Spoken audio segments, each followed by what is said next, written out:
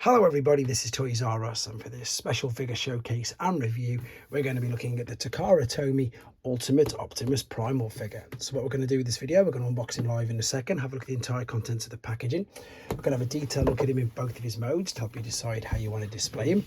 I'm going to show you how all of his gimmicks work because he's got quite a few, and of course we're going to do loads of comparisons with him and other Optimus Primal figures, and indeed other figures from other toy lines, just to give you an idea, I suppose, of how big this figure actually is. For example, you're going to see a lot more of this later on, but there is your most recent Commander class, and although he's in the box, he's still not far off that. So right, let's have a look at the packaging. The packaging is beautiful. It is obviously all in Japanese because it's a Takara Tomy exclusive, and it is of course Optimus Primal from the movie Rise of the Beast, which we've got the image there taken straight from the movie, and then on the back we've got him in robot mode, him in beast mode, the fact we can flip the face around, and all the multiple gimmicks going on that he's got with firing accessories, etc. So I need to thank him In Demand Toys because that's who I purchased this from. You probably saw on my haul video from TF Nation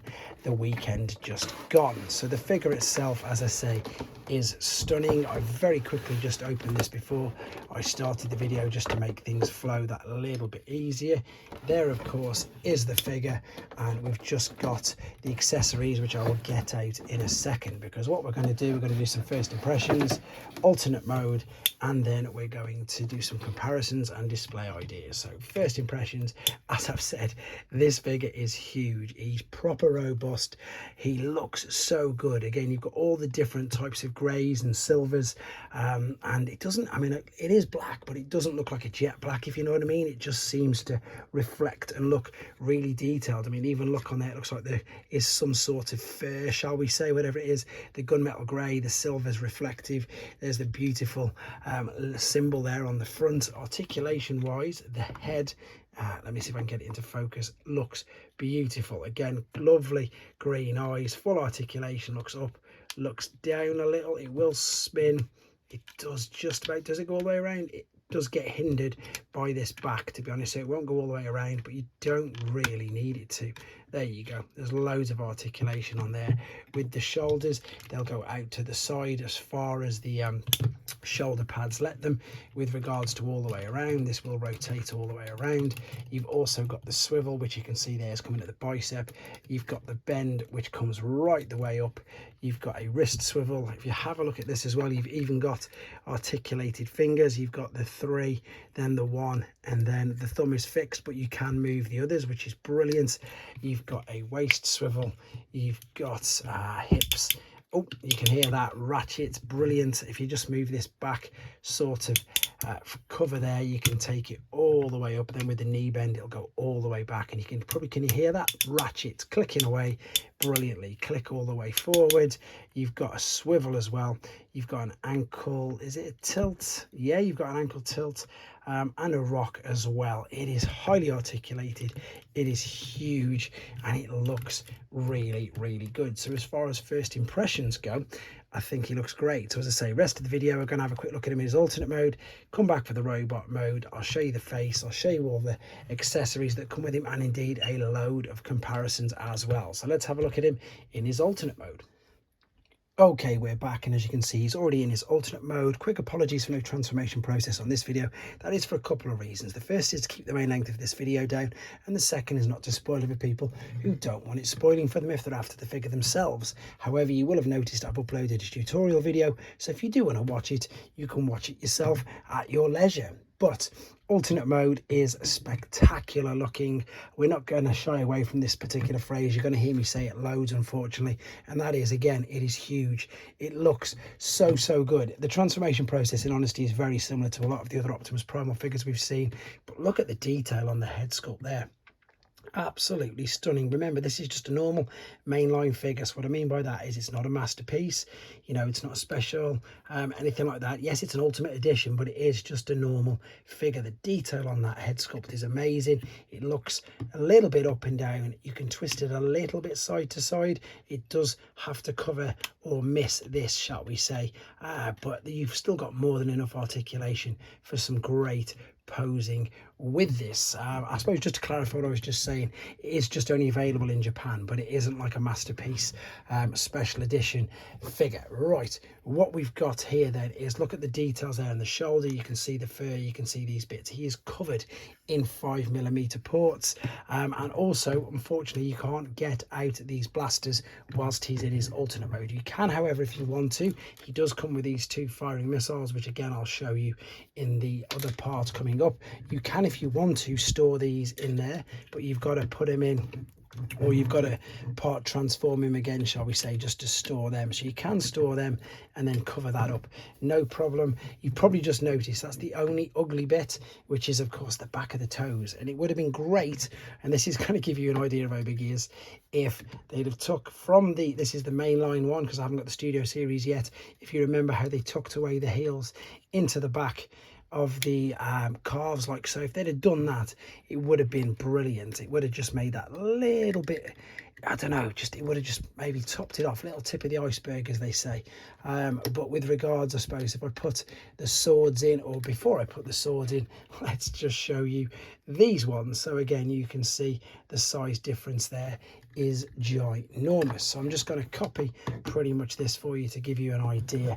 The instructions, by the way, they're huge. They come in this packet here like so, very nice and simple to understand, even though obviously I can't read Japanese. And it's also got this lovely little toy catalogue as well, which is showing most of the Beast Alliance figures that we've pretty much seen already. So a lot of the fun, I suppose, more aimed at a younger generation figures, a little bit like these, to be fair, just the fun ones, nice and simple figures. Right, let's just attach these to his back. This looks like it's going to go on exactly the same. I'm looking about, oh yeah, there it goes. I haven't actually had a go at this yet. As I say, this is completely new to me, but it's huge. There you go. It's completely massive compared to that one. I'm going to do some more in a second, but I've got these in robot mode. This is the standard, well, this is the Kingdom, knocking everything over. This is the Kingdom mold for Optimus Primal Voyager class, but it's just the Nemesis version. And again, that gives you an idea, I suppose, of just how big he is. There's the other one. This came from the Beast Alliance. This is the one which came with a weapon, Isa, and again, absolutely tiny compared to him. I'll bring them both back in a second for some more comparisons.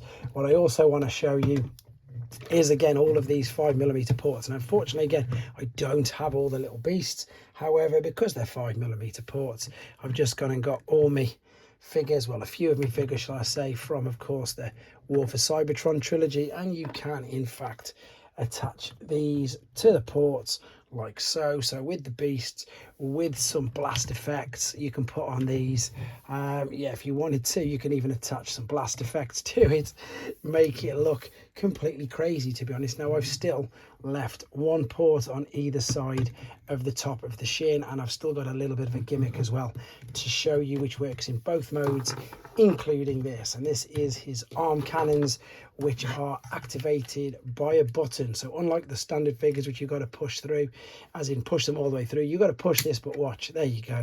These pop up, and he's got his rocket launchers from his forearms as well via this button. That will pop up. The only other thing as well, I just wanted to point out, you can't really stand him up. It doesn't look the greatest, and he doesn't really look down properly. However, he's huge and he does bode very, very well. And you know, you could, if you wanted to, you could display him with some other figures just to give you an idea of how big he is. Core class Optimus Prime there, and then for a bit of fun you can maybe even do a King Kong with a Doctor Wu Cosmos. That's how big he is. I really think there's nothing much more to say about him in this mode. We need to come back, have a look at him in his robot mode, show you the rest of the gimmicks, and again do some more comparisons. So then back for the final time with him in his robot mode, and this is of course the way I am going to be displaying him. But once again, let me now show you these gimmicks that he's got. So we've already just seen these, which I'm going to show you again. So these of course are the forearm blasters. You can then press this and these will fire out like so. They're spring loaded as well, so you can see them move around. So all it is a case of very simply just pressing that there. Now what we've got here, let me bring him down lower. If we take the head, if we lift this up, you can take that, you can see you can spin this all the way around, nice and simple. Bring it down, and there he is in a different look with, of course, out the faceplate, which looks pretty cool. However, I've got to confess, I do prefer it the other way, so I'm just going to lift it back up. It's as simple as that. Spin it round and then click that back like so. I think that suits him much more. However, the other part I need to show you, and I've kept this back intentionally, that was there, so I'm just going to lift this up out of the way. You can then fold this out, oops, and then carefully you're going to take these, which are going to be the shoulder cannons. These will come all the way up and out like so. So we need to fold these bits out. So once you get hold of this, it is quite awkward. That'll lift up there, and that brilliant. If you have a look what that is, that's so clever. That is just a gap cover. So when it was obviously down, it covers up the gap that this will make as soon as you lift it up. So as soon as you lift it up, it opens up the space there, so there's no gap when he's in the robot mode. Clever, ingenious, and just little things like that make all the difference, to be honest. So there we go. Let's stand him up. Let's have him looking a little bit forward. You can even hear all the ratchets and everything clicking, and there you go. That's what I suppose you're more likely to remember. Your powered up Optimus Primal, maybe from the first figures, which again, unfortunately, I don't have the original Beast Wars, but with regards to these from Kingdom, and yes, once again, this is just the Nemesis Primal version of the mold. I just prefer this one. I think the colours look great, but there you go. There's your homage there to these over-the-shoulder cannons, and also there's your size comparison. Right, now the missiles themselves you just saw, they're exactly the same. Now they're not like fully spring loaded, shall we say. It's all to do with yourself, how much pressure you want to push on them. So if you pop it in there like so, you then got to push and apply the pressure yourself. So it's up to you, depending on how much pressure you apply. I just pushed it very lightly there, but you can really give it some venom if you wanted to. Whoops, I got that caught on my finger. It's entirely up to yourself. It's just getting it right once it's clicked through, and it will fire out. I'm just having no luck with this at the moment. Let's see if I can lift it up and get it away from everything. You can see it's catching on that shell, and that's why it's not firing off too much. Let me try again. Let me see if I can just bring this over. I'm sure I've got it up high enough. I don't want to break it. It is all the way back, and then there you go. That's it. That's how you do it. You've got to flick it just to give it that a little bit more oomph. But once again, because I've still got them at hand, unfortunately, as I say, you'll see in the pictures, you'll see that they use, let me just quickly show you this, all the beast mode weapons as appendages there. You can see them. That's where they've got them all. As I say, I've not got them, so I can just show you with the, I think they were called Target Masters in War for Cybertron. They were in pretty much all the other toy lines. I'm just going to do exactly the same just for a second, just again to give you an idea, and then I'm going to bring the swords in, because the swords again have got a multi-purpose. You can combine them, etc. That looks insane, absolutely insane. So you've got the swords, you can put one in each hand. Remember, they're quite articulated, so it works really well. You can also join them together like that. So of course you've got the dual spinning one, which is of course one of the best ways, I've got to confess, to display these particular figures. That now looks absolutely ridiculous, but in a great way. There you go. And of course I could even put these back in there as well. Right, what else is there to show you on this guy? I don't want to miss anything out, because you know he really is, he lives up to his name, Ultimate Optimus Primal. Right, let's give you an idea of some sizes then. So there is mainline Voyager right in front of him, and as you can see, huge difference with regards to that. This is one of the Beast Alliances Optimus Primal, so it's all about Optimus Primals at the moment. And I've got a few more, but I don't think you're going to learn anything more from seeing the others. I think what I need to do though now, in honesty, is just take these off, because it's taking too much of the attention away from what I'm trying to show you. So if I take these out of the way, and then if I bring in some other figures, just briefly to give again you an idea of how big he is. Here is a Kingdom Leader Megs.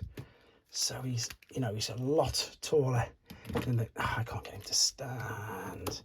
Stand up, please, Megs. There we go. Kingdom Leader Megs towers over him. Huge compared to him.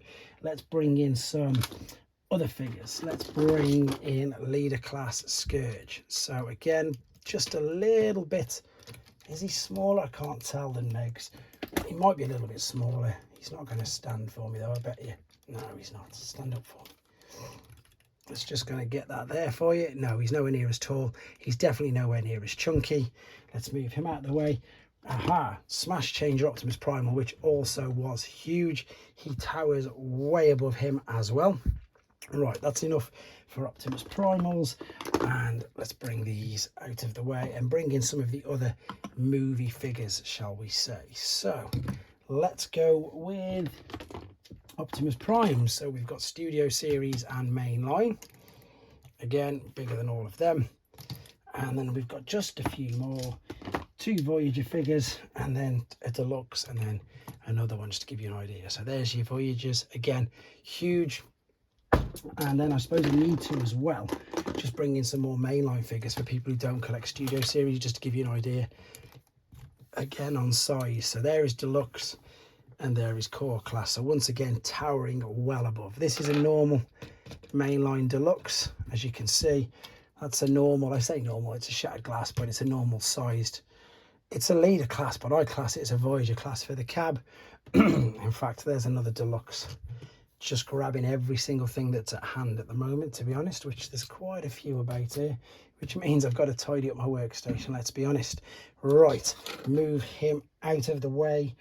I think that's pretty much it for the comparisons. I could do a couple of third-party figures, just again to give you an idea with the core class. Doctor Wu, Ultra Magnus, New Age David, Magic Square. So this guy would be huge. So if you were going to get him and put him with your third party scale legends, you'd be doing something like I say, like a King Kong movie or something, because he's just ginormous. Right, let's take him back to normal-ish, shall we say. So if we open this, I don't know how I'm going to display him, to be honest. I think he looks so good in each mode. So let me just bring these through, and I just want to show you again how clever this is. So you bring this back, bring that back, tuck that in there.